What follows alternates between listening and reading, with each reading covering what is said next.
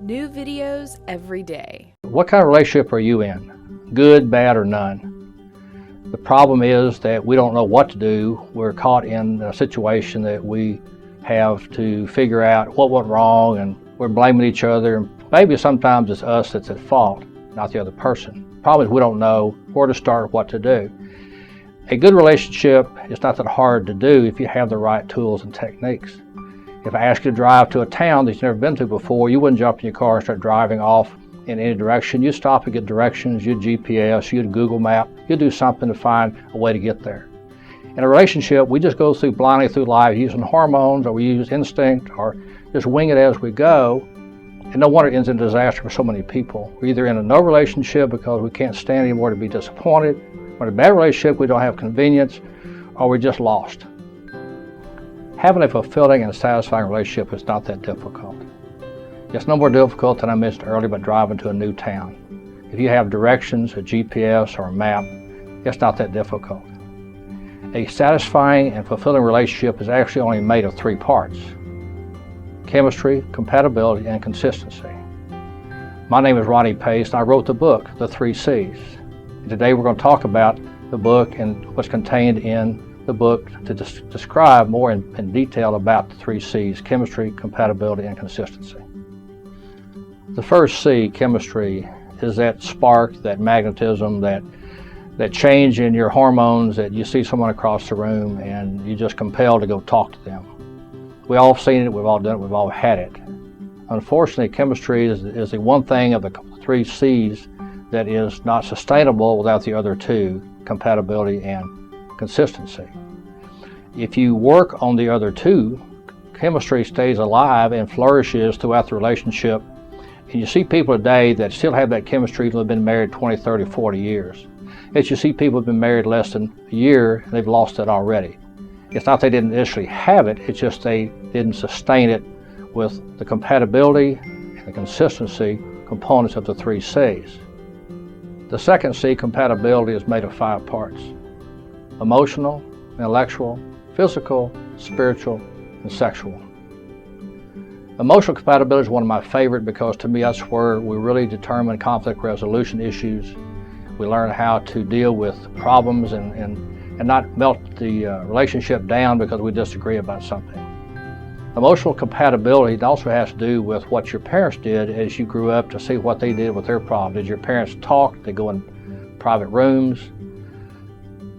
We bring to us in our relationship issues from our childhood we're not even conscious of. So emotional compatibility has to do with what you and your partner do to resolve conflicts and not create more conflict within an issue that should have been resolved easily. Intellectual compatibility has nothing to do with IQ. It has to do with the ability to communicate to each other over a period of time, over a myriad of subjects, and not get tired of the person. I talk in the book about people who are intellectually incompatible, a rocket scientist married to somebody who's maybe just a high school graduate.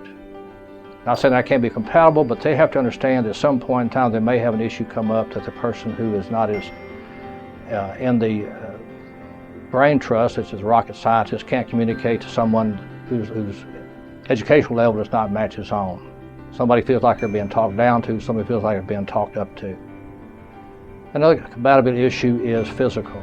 It has nothing to do with how we look. It's not about our clothes, our hair, our body. It has to do with what do we do as a couple.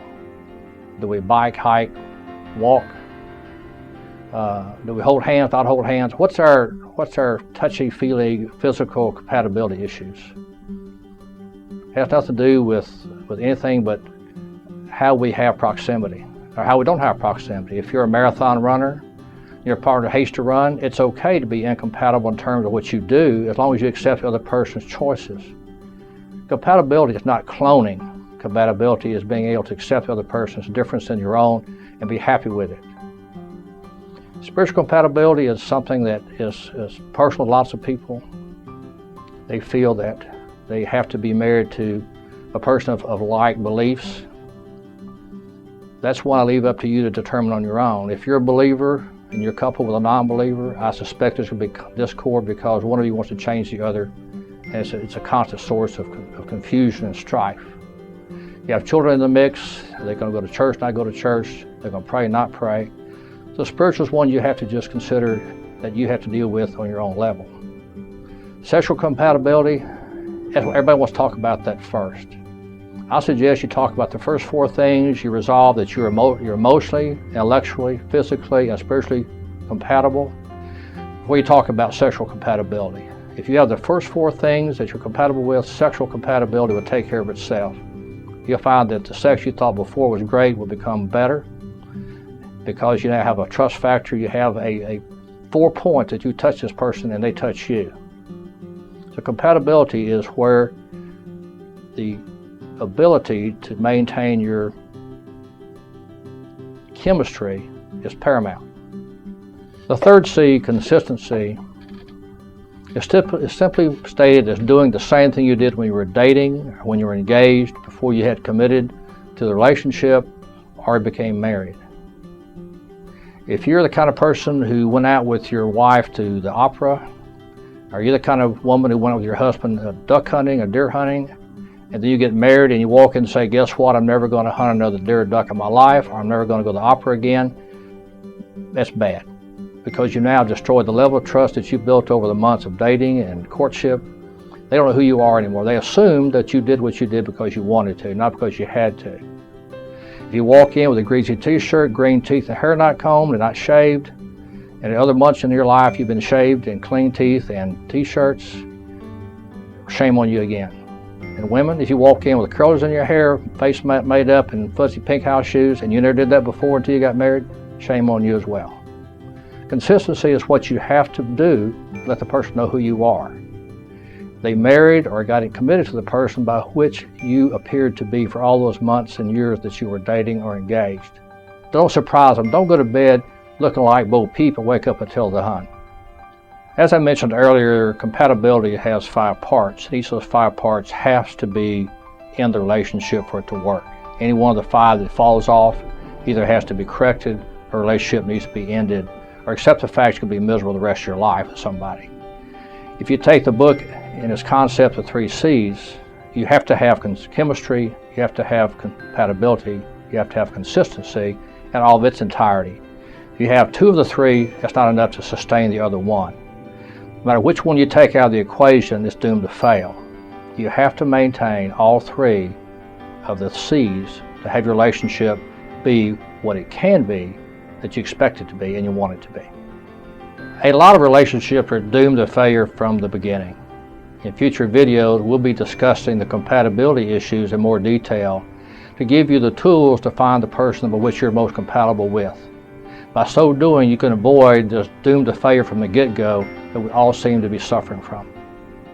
In a future video, we'll be talking to people who are in a relationship today that's not like they want it to be. We'll be discussing topics to give you tools and techniques to repair that broken relationship, to bring it up to the level which gives you that satisfying fulfillment. Thanks for watching this video. I hope you give it all a thumbs up. Any questions or comments, please leave on the space below. And please become a subscriber to the site.